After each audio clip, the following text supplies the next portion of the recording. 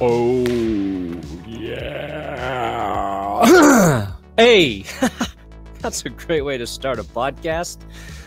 Welcome to That's Good Broncos. Whatever. I am Brandon Perna, here with Will Keys, and our friend Nathaniel Hackett just landed a new gig. We've got no updates on the Broncos coaching search because we have received none. But we're going to fucking talk about it anyway. And I just got us demonetized, so I don't even know why we're going to do this podcast. But welcome, Will, to the purgatory of the coaching cycle. Yeah. I think we're in hell right now. I think this constitutes hell. Yeah, trying to keep up with all the updates and the misdirects and the PR spin. A lot of people are like really trying to stay on top of it, and that's admirable. And I love and care about those people, but find a better use of your time, please. You're not gonna this is not John Elway, like having a few beers with reporters and spilling the beans back in 2015 and 2017. This is a whole different animal. So yeah, maybe take a break from the breadcrumbs for a while and just kind of let it happen. We can talk about who we think they should hire or what they should do, but if you're trying to read into like what they are going to do, you're making a terrible mistake. Yeah, they're like we'll talk about the championship games to predict or pick those, but yeah. They're trying to figure out who's the leader in the clubhouse to get the gig. It was Sean Payton, and then, it was Jim Harbaugh. Then it was Sean Payton. Then it was Jim Harbaugh. He pulls out. Then it was definitely Sean Payton. And now NFL Network reported that it doesn't look like Sean Payton's going to take any head coaching gig. Right. And so that put Demeco Ryans atop the rankings over Dan Quinn, and now it's either one of those guys' jobs to lose, and we just don't know. And then this dude Jeff Duncan, who does some shit in New Orleans for some shit. Jeff Duncan, he's nuts in your face. He tweeted something about the Broncos were postponing their interviews because Rob Walton was hunting. Yeah. And then he caught a bunch of shit for it and said he misspoke, apologized. And then this gentleman earlier this morning said, heard some intel today that explains the recent going-ons with the Broncos coaching search. It all makes sense now. No further elaboration. So to that, Jeff, I say, fuck you. Yeah. You tweet something like that without the other info, you should be banned from Twitter. Elon Musk should ban you for just being an asshole, because that's what that move is. That is an asshole, a tease. Horrible. Yeah, no, it's just it's attention farming. Yeah, I don't care if he's hyping up like an article he's going to write later or whatever. You give him something. Give us something. I think it makes sense as a Saints guy with, probably connections to Sean Payton. He might be in the Sean Payton PR machine a little bit. And it sounds like maybe Denver just opted not to, they wanted someone not named Sean Payton. It's possible. And you could invent things like, Rob Walton was hunting and missed out on the second interview, or the Broncos are totally dysfunctional, which people will buy into, of course, and they might be. Who knows? But if you can try to pin this on anybody but Sean Payton, that seems like that's his prerogative right now. Yeah, I think if Sean Payton doesn't get a job this coaching cycle, it's because Not just because he's deciding to go back to Fox, which is how it'll be spun no matter what. But maybe teams interviewing him aren't super impressed, and maybe they don't want to give up, assets to get him. Like the Panthers, probably seemed like if the Broncos weren't going to land him, the most likely, right? But that's division in division, so maybe the asking price for Sean Payton to go to Carolina was pretty steep, and they're like, let's just not. Yeah, like at some point, now Frank they have the ninth pick too. Yeah, and now Frank Reich is, maybe the front runner for Carolina. Yeah. And, you're like, well, maybe we just get poor man's Sean Payton and Frank Reich. And offensive guy, good leader, experience. And they should be considering Steve Wilkes more highly as well. I think they are. And then, but if the Broncos do hire him, maybe this lull is just waiting for everything to get worked out. And maybe, the Broncos swung their giant bank account in front of him and everybody knew it. And now we're just waiting for the details to get finalized. And Rob Walton is so powerful. He did go take his hunting trip, which, by the way, people want to give him shit for it, but you can't cancel a hunting trip when you're hunting the most dangerous game. Yeah, that's true. That's human hunting trips, you do not. It's so hard to capture and hog tie and sedate and transport multiple human beings to a secluded island.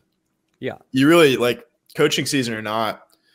That's not something you can table until later in the off season. I know what you mean. Yeah, I mean Derek Wolfe. Hunting down a mountain lion's one thing. Yeah. But, our friend Derek, honestly. Our friend Derek's just kind of wacky. He just likes to hunt cougars. He just likes to with bows and arrows. Save animals and children from cougars that are terrorizing towns in his spare time. Yeah. Rob Walton is probably looking at Derek Wolfe like, ooh, that's a guy I want to hunt. Yeah, as someone who grew up in a neighborhood with a lot of mountain lions, I wish I had just had a personal Derek Wolfe with me when I walked to school as a kid. Watch out, Will! I would have felt so much better. We got to get him on to talk about that. We could break some.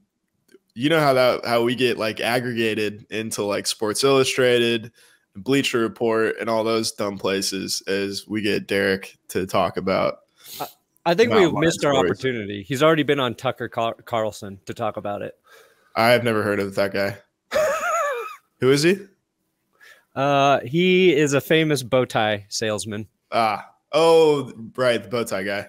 Yeah, bow tie, hunting, bow tie. It all makes sense. Interesting. Yeah. So he didn't come to us first. Yeah. I mean, I could have reached out, but honestly, it's just been busy. I've been busy. Yeah, that's okay. Scheduling shit's hard. I don't like doing it. It takes effort. It's fuck. Got to send a DM. Then got to make sure we work for their schedule. Yeah, I would do it. I just don't have your clout. Really, so yeah, sure. Okay. So yeah, we don't know who the Broncos coach is going to be. Demeco Ryans looking more and more like a possibility. Yeah, which is cool. And I would say I probably kind of would prefer him to Sean Payton, and we kind of were talking a little bit about that a week or two. We take him over Dan Quinn. I'll say that. Yeah, I'll take him over Dan Quinn. But with Demeco, with any of these guys, I still don't know who's fixing Russ and in the offense. So that's whoever they hire. I'm still just going to be fucking prove it. You know what I mean? I'm not going to be excited about any of these hires. I don't care. If they fucking hired Belichick if they hired Andy Reid, I'd actually be excited. But if they hired Belichick, I'd be like, I don't care. Yeah. You sucked last year with pencil Dick as your offensive coordinator with Mac Jones. Like, you're the best coach ever, and you think hiring a defensive coordinator to mold your second-year QB is a good idea? Like, I don't trust any. We back? I think so. Okay. I hope so. Still says it's recording. Yeah. All right. Okay, we'll do it live. Okay, so my internet just cut out. I don't know what happened, but I was saying I don't trust any of these coaches to make. I don't care if it's all the right guys until we're in week 6, and I've seen that offense score 30 or more points twice. I'm not going to believe any of the hype. Yeah. No, I'm with you. I think last season kind of broke us a little bit, and I think we learned better than to get our hopes up and bank on the unknown. The unknown being basically our head coach and a quarterback in a new situation. Yeah, which is more of an unknown than I think we acknowledged at the time or chose to. So yeah, we're going in with cautious optimism, most likely. I'm running with just caution. I'm not even optimistic or pessimistic, just caution. Unbridled pessimism. Yeah. Yeah. Here's the thing, okay? So Hackett just got the offensive coordinator job in New York for the Jets. Yes. I wanted to talk about this because I think it's really interesting. I think a couple things here. It doesn't make a ton of sense for the Jets, other than maybe the connection to Aaron Rodgers. But I'm also very happy that Hackett's getting, another chance.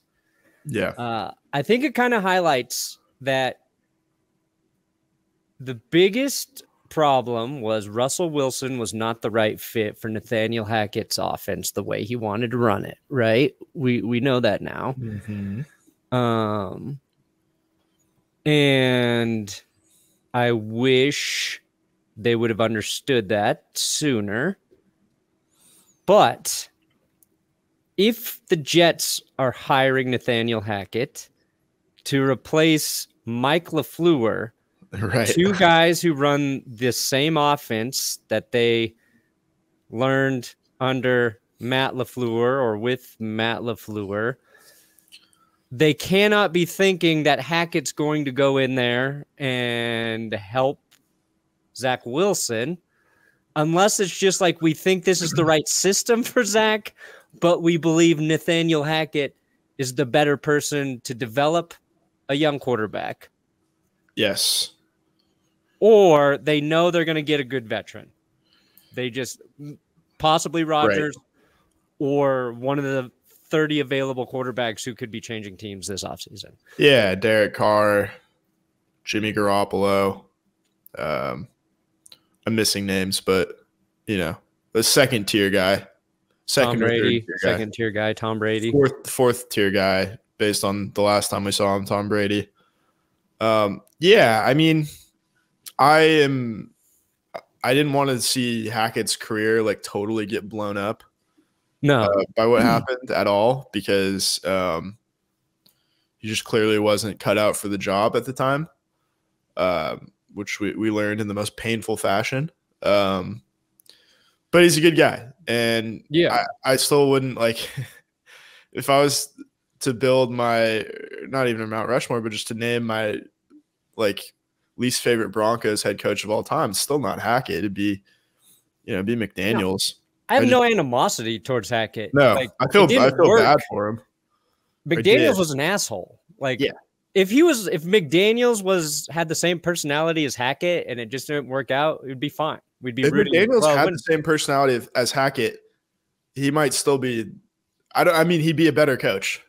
Oh yeah, I think. 100%. Jay Cutler would still be on the Broncos. Yeah.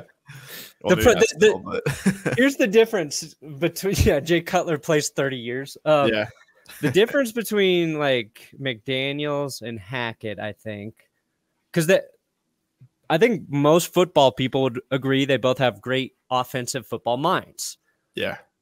I think Hackett thinks he can work with anyone. McDaniels doesn't think anybody, only He thinks needs a his certain guys. amount of people can specifically work for him and his scheme. I'm sorry, but if Darren Waller doesn't fit your scheme, maybe your scheme is the problem and not Darren Waller. Hunter Renfrow. Third and Renfrow, like one of the most productive slot receivers the year before. He's literally like if you cloned Wes Welker and like receded his hairline a little bit, Hunter Renfrow would be the honestly, he's probably like more athletic than Welker in a lot of ways. Well, maybe, he's maybe a little bit bigger.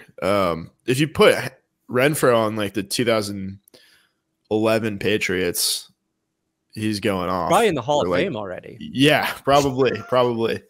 He would have caught.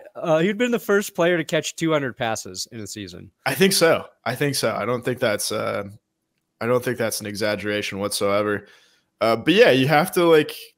We went through this last year too, hiring Nathaniel Hackett.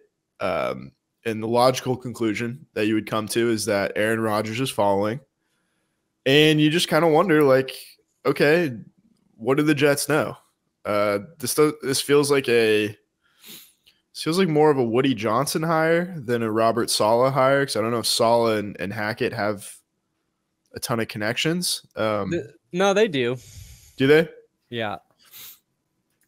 Oh, I guess. I don't know. I'm just thinking of Saleh in San Francisco. I'm pretty sure they were. Where the hell were they? Oh my God, I saw it too. Probably that was a silly thing to say because every coach has connections with another coach in this league. Yeah, they're all nepo babies. Yeah, because they interviewed 15 people for the gig.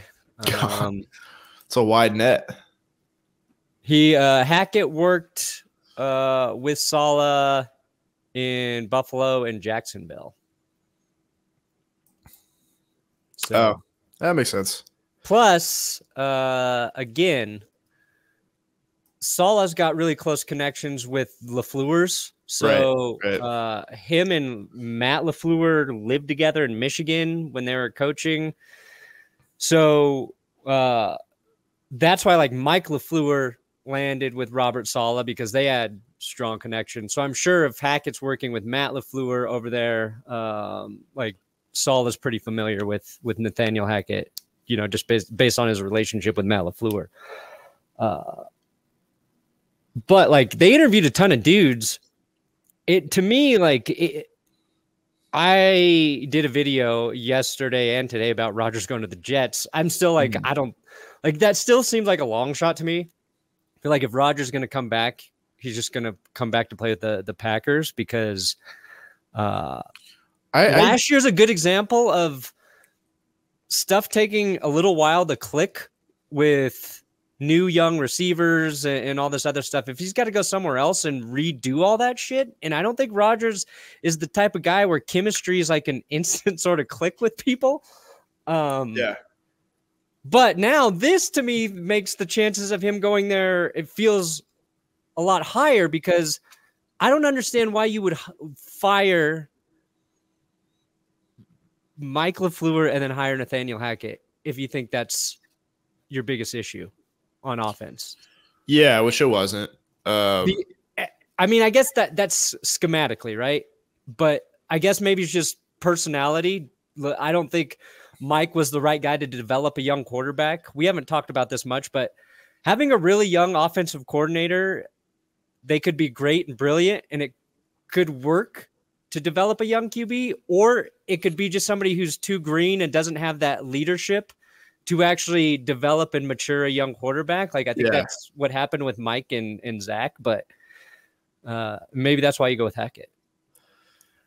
I'm just trying to picture Hackett and Aaron Rodgers like interacting with each other. One's like borderline, you know, toxic positivity, and the other one is just a freak weirdo, just a strange dude. And I don't know, maybe Hackett's just better when he can play good cop and he's got a bad cop to bounce off of him and even things out, which was probably what Matt LaFleur was doing, at least, you know, based on like things that you probably talked to Kurt Benkert about. But I don't know. This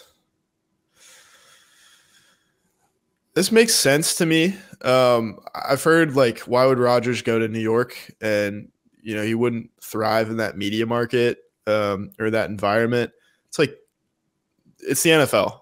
It doesn't matter what team you're playing for. The Jets have been irrelevant for a long time. I promise they're, Aaron Rodgers isn't going to face any more criticism in New York than he was. I think he likes that. I honestly think he feeds off negative criticism. He might. Yeah, he might. I just don't see it. Like, it's not 1968 anymore. We're and he's very connected at this point. It doesn't matter where you play. He goes on McAfee every Tuesday. It's the biggest football show online. Like, right. He does. He would go there. Like, they have a legit defense. It'd be the best defense he's probably ever played with. And Breece Hall coming back, Garrett Wilson, the Rookie of the Year candidate. His skill players, they're very similar to me. Like Garrett Wilson and Elijah Moore. Garrett Wilson, Elijah Moore, Corey Davis, CJ Uzama. I think would do well. Bob Tunyon, Watson. Dobbs, like the ball catchers, to me, I don't think that's like a huge upgrade in terms of pass catchers. I think the Jets would need to bring in another person. And they would probably find a way to. Yeah. And then AJ Dillon / Aaron Jones, if Breece Hall's healthy, right, it's about the same. Maybe the Jets offensive line a little bit worse, but the defense would keep all of those games close, I believe. If that defense doesn't take a step back, then Jair Alexander, Sauce Gardner, one of them gets called for PI, one of them doesn't. Yep. Yeah. There it is. Anyway, I am glad Hackett's going there. Did you have some? Yeah, I thought you had some good nuggets in there. Oh, from Albert Breer. This is from Albert Breer's Twitter. He said, "There's the acknowledgement that Denver was a mess for Hackett. But Salah's own background with Hackett and having worked with Hackett when he called plays at the end of 2016 helped cut through all of that. More or less, Jets saw that Hackett lost a political war in Denver." Having the play clock run down to 0 7 times in a game and deciding to kick a 64-yard field goal with 30 seconds left. That's just office politics, man. There's nothing you can do there. That's bullshit. Like, that's so, like, you might as well just like copy and paste the entire email that the publicist sent you if you're gonna say shit like that. No, that's fair. So dumb. That's fair. I think Hackett, political war. Like, I like the guy, but he just wasn't good. No. If you're really good, you don't keep relinquishing responsibilities, right? And that's kind of what Hackett had to do to try and save the offense. If I show up to work drunk every day and they keep demoting me until I'm in the mailroom, it's not politics. Yeah. I like to think of you showing up to work drunk. What do you think I'm drinking knowing right this now, is your work? That's actually a fast track to CEO, Will. Yeah, I think this so. industry. It is funny though. I mean, through the course of the year, everybody liked to draw comparisons to Zach and Russell Wilson being the shitty Wilsons. And now Hackett's you're about to find out which one's really the shitty Wilson. Yeah. Hackett going from one overrated Wilson to the next. Oh, boy. I don't think Zach Wilson's going to take a snap for the Jets this season, though. I don't think so either. I think Hackett will look a lot better with a competent a quarterback suited to what he wants to do. I don't think Russell Wilson could mentally grasp what Hackett wanted to do, and I think there were limitations with Russ, but it doesn't mean that Russ is done or over or that you can't be successful with him. It was just such a non-fit that we did not see coming. I want to say this. Like I've been the last few weeks, I've been just kind of going back and watching randomly like old Seahawks games from the last like 10 years. And like Russell Wilson's always been like the same guy. The difference now, of course, that you can tell is like the mobility, which is really hampering him. But he was kind of an all or nothing quarterback in terms of he's looking deep, and if it's not there, he's throwing, near the line of scrimmage. He was never working intermediate routes very much. He wasn't, going through all 5 progressions and then, finding the guy open in the middle of the field. He is pretty much unchanged, like mentally as a quarterback. The arm's still there for sure. The dimension that's missing, like I said, is being able to buy time, and that really changed him. But I think this season was like you can chalk it up, given like a little bit of time that we've had in terms of like perspective now, thinking back on 2022. It's a major shift. Like he's going to have to shift his philosophy. He's going to have to adapt to not being the guy who's going to spin out of the pocket, every play when things aren't going well. But I really do think coaching matters so much in terms of who we get. And if they can find the right guy, like Russell Wilson's going to be fine next year, I think.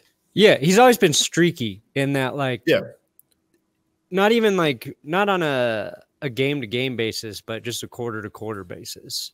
And the Seahawks won a lot of games because they had a good defense and they could run the ball. But you also knew there's going to be probably a quarter every game where Russ doesn't do much.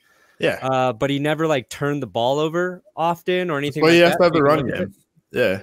You have to have that run game. And then there's also going to be a quarter where he hits maybe two 40 and 50-yard passes for touchdowns. So it's you're right. Just finding the fit. We know, we've talked about it. We'll see what happens next. I think we'll know a lot more next week about what's what with the coaching situation, and we're not going to guess anymore. And we'll see. Sure not. I think everybody's excited about the possibility of Peyton or Demeco Ryans. It feels like, again, Dan Quinn will be the consolation prize. So we'll see what happens. There's the Cardinals seem to be competitive in terms of who might take the job. The Texans, for some reason, Demeco Ryans started his career there, was with Kubiak there. And Kyle Shanahan.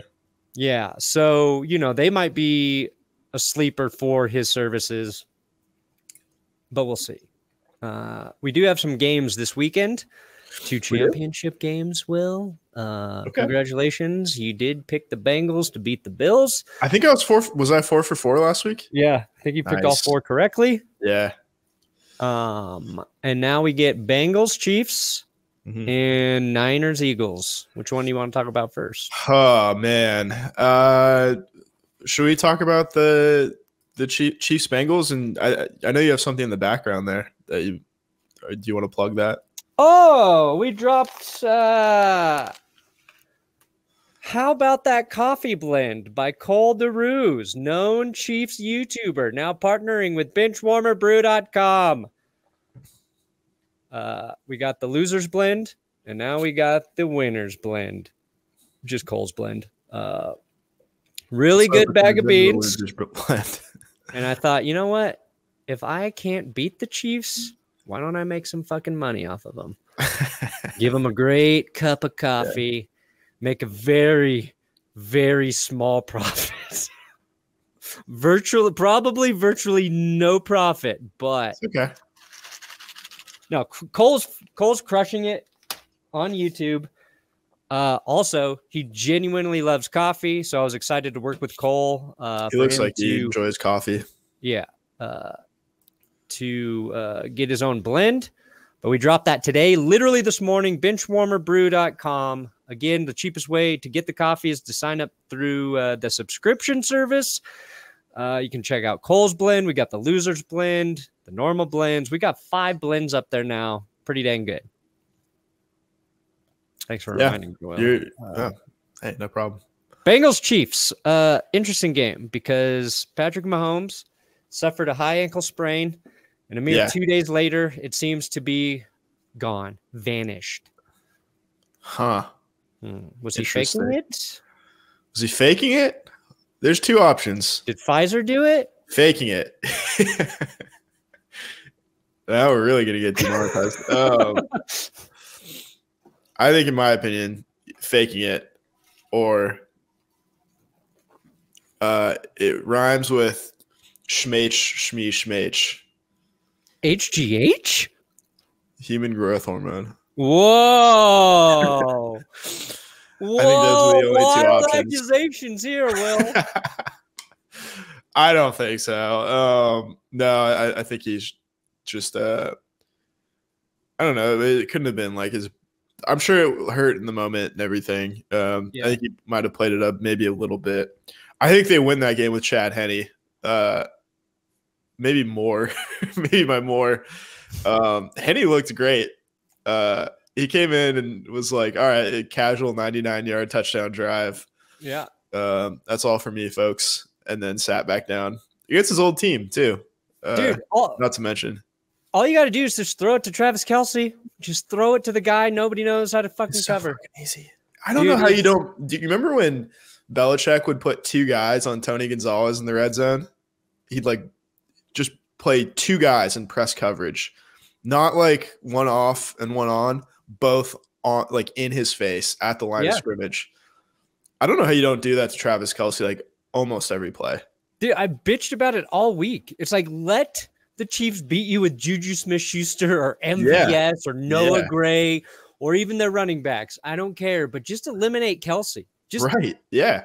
And you don't want Kelce beating you. No. Dude, he's so good too. Like he does the same thing. He does the same thing, which is I don't think he has routes. I think there's probably like he knows what he's supposed to run in the route, but he and Mahomes are like, okay, find that little soft spot in the zone, wherever it is, turn around, the ball will be there. Yeah. And we'll do that literally like 10 times. I think really like my take from this season with the Chiefs, they lose Tyreek Hill. Yeah. We knew Travis Kelce would still be good. I thought his production would dip because teams would be smart enough to try and take him out of games, and they didn't seem to be.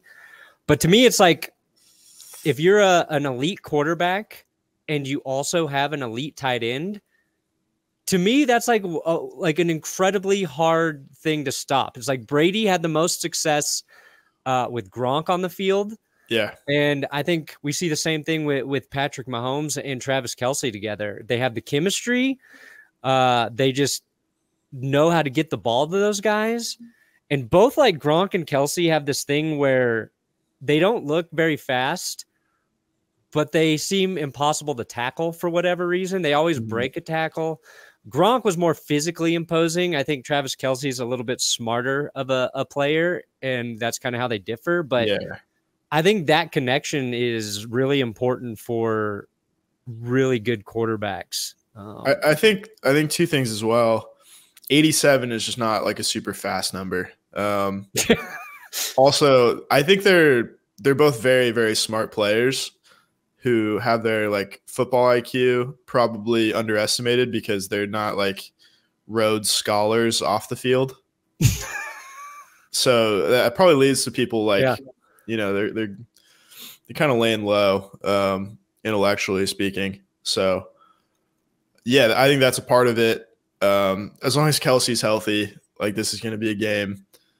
I don't think the Bengals are one of the few teams that know how to scheme him though. So. Yeah, it is strange that Lou Anarumo was not a consideration for Denver, considering he is the chief stopper. And we do we have struggled. That is true. That's a really good. That's a good call. I don't know. It's just like him and I know Brian Callahan's not the play caller there, but I don't know why no one's tried to poach him at any point, either of those guys. Because people always talk about like how Zach Taylor's overrated. It's like, okay, but you don't want his coordinators then? Yeah. And I don't think Zach Taylor's overrated. No, I think he's really growing into a very good head coach. Yeah. I really want to take the Bengals. I think if I'm picking this objectively, I think the Chiefs will find a way to win. Yeah, it feels like the Bengals play the Chiefs so well. They're never out of it. It's going to be a close game. And it feels like both of these teams are just so good that it's like, you know, if you play 10 out of 10 games, they're going to like split. And it feels like this game's just got to fall in Kansas City's favor. Right. Outside of like probably outside of something the Bengals can even control in the game. Also, like, I'm not worried. Even if his injury's like legit and still like bothering him quite a bit, I don't think it's going to affect him. I don't think it's going to be worse than it was during that game. Yeah, he adapts like pretty well to things. Yeah. No, like, man, I would have liked the Bengals' chances this season more than last year to beat the Chiefs. Like, I think the Bengals team is a little tougher this year. I think they're a little more. I do too. Yeah, I do too. Mentally prepared. They know the role, but it just feels like it's going to be out of their control. Something happens, a play or two. Yeah. But I saw somebody say like part of Mahomes' issue or his ability to like bounce back from this injury is laxity in his ligaments and joints, which is something that when sidearm throws. Probably would be something you just throw in there. But like, remember when he dislocated his knee against the Broncos and it didn't tear any of his ligaments? Yeah. And everybody was kind of shocked by it. Maybe there's something to that. Could be. Because he just doesn't really get hurt. No. And somebody brought up, like, if you looked at the difference between Mac Jones when he suffered his high ankle sprain versus Mahomes. Yeah, I've sprained both my ankles, and that shit is incredibly painful. First of all, yeah. If you like it, and it doesn't get better over the course of like the first few days. No. It like you have the adrenaline going to the point where okay, I think I'm okay. I can do this, and like you go home, and like later that evening, it's like oh, I can't move now. And he's like out there practicing. The difference is like he's also getting like state of the art treatment too, which is HGH. Just kidding, guys. I don't think Peyton did it either. No, he definitely did not. Mahomes probably did. Probably. I think it should be allowed to come back from injuries only. I do too. Under medical supervision, like why not? Yeah, it'd be better for the game. I don't know if it's. I don't know. We're not doctors yet. No, football doctors. We're just bullshitting. All right, so we both think the Chiefs will win. Okay. Yeah. I think it's gonna be a good game. Eagles, 49ers. Yeah. Okay. I feel like the Eagles were so impressive. Yeah. I thought. I didn't realize that Elijah Mitchell also banged up too. Groin injury for Mitchell, calf injury for McCaffrey. Debo's ankle's not 100%. They're traveling 3 time zones away. Yeah. I really want the 49ers to win for Brock Purdy's sake. Yeah. Also, I don't want Tom Brady to be an option for the 49ers. Right. But oh man, it's so hard because I think Kyle Shanahan will have the better game plan. But the Eagles just seem healthier. They seem like they can outrun the 49ers, and not many teams can do that. I think their defense is as good as any defense in terms of getting after the quarterback, and I feel like that's going to make life tough on Brock. And the one thing, Brock Purdy in that Cowboys game, he kind of just did enough to get by. He never Yeah. had Which is fine. a couple. He didn't screw it up. Yeah, he might didn't have thrown any a couple drives where weird he like passes. took over, right? No. And it's not fair to expect that of him. I don't want people to think like me saying that doesn't mean he can't be the QB of the future for the 49ers, because if you look at Tom Brady's like first two Super Bowl or his first Super Bowl run specifically, like he was not good in those playoffs. No. Like he was frigging horrible. But they won games. I think Brock can grow from here. Yeah. But yeah, just I don't know. I think I don't know. I think the Eagles win. I hate to go chalk at this point, but I do think both home teams win. I think the Eagles are the best team left. I don't know if they have the best quarterback, but they're front to back, like just loaded. Yeah. I don't think they have – I can't find a weakness on the Eagles. It's not their run game. They can – I don't know, like maybe if you get up on them, if you find a way to get up on them and force them to like throw their way back into the game, I still feel like if they were down 17, they'd still just run the ball right down your throat. Yeah. So I think the Eagles are going to win the Super Bowl. They just like in the Giants are like pretty competent in the trenches, and they just got blown off the ball all game. Like it looked like not TCU Georgia, but like it looked like an SEC team playing like a Pac-12 team. Yeah, it was the Eagles were going downhill, and it looked like the Giants were fighting for every inch. Eagles lines, both lines are just nasty. Yeah, and the 49ers, like to their credit, are tough too. We don't know about Amenahu, who's like a good rotational piece for them. But geez, yeah, I from what I saw from the Eagles, they just like remind me of. They kind of remind me of the like the 2013 Seahawks in a way. Yeah, like they're ready to just plow through everybody. 2013 Seahawks with like more dynamic receivers. Yeah, right, which is terrifying. Yeah. Maybe the secondary is like they don't have the great safeties necessarily, but they've got corners. Slay's great. Like they got some attitude too with Gardner Johnson. The Eagles should be. I think most people should be picking the Eagles. The 49ers they've just been that team that no matter what happens, they win. In no world should we be picking Brock Purdy over Jalen Hurts. No, especially with Hurts at home. So yeah, Eagles, Chiefs, Super Bowl kind of feels like what we're heading to. Yeah, and I think these will be two good games though. Yeah. I don't see like enough separation.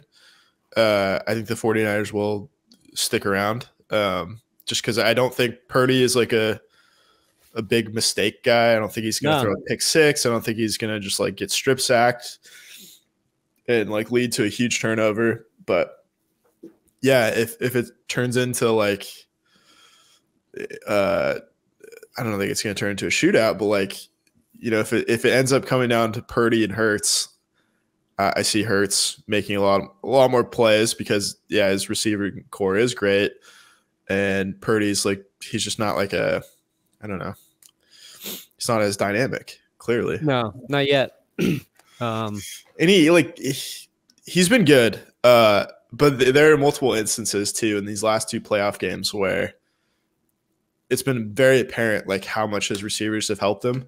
Thinking that throw to Juwan Jennings against the Seahawks where he led him inside, that I don't think a lot of other quarterbacks probably get away with, and that throw to Kittle, which was probably the play of the game against Dallas. Yeah, 100%. That's where a talented. All these teams like have incredible skill players. Yeah, it's crazy. Yeah. These are probably like four of the best rosters in the league. I do think like this feels right. These are the four best teams. Yeah. The Bills weren't at this. Like, especially granted like their injury. Yeah. You know, all the injuries that happened between Von Miller and Hamlin and all those guys. Yeah. But these are the best rosters. They're so complete. If they could have had Von Miller and Micah Hyde on defense for Buffalo, then it would have been it would have been 5 of the best rosters in the NFL, all in that divisional round. But yeah, I hope it. I kind of want it to be Bengals 49ers. I did too. That's what I wanted last year. For the old school Super Bowl rematch. Bengals get a chance to win their first ever Super Bowl. I always like that. If it's Eagles Chiefs, then I like Eagles Chiefs or 49ers Chiefs. I like either matchup in terms of it being a good game, but I think the Eagles have a better shot to beat the Chiefs. Eagles Chiefs is probably the most interesting game out of the whole like. You got Andy Reid coaching against his old team. You got the Kelsey brothers against each other. You got Hurts versus Mahomes. A team that can run for 200 plus yards going against a team that can throw for 400 plus yards. Like, all right. So we're saying Eagles, Chiefs. Appreciate you guys listening. Hope Nathaniel Hackett's coaching in the Super Bowl as well. And the Broncos hire the guy who will just be the guy. Good night. And John Elway plays his entire career without an ACL.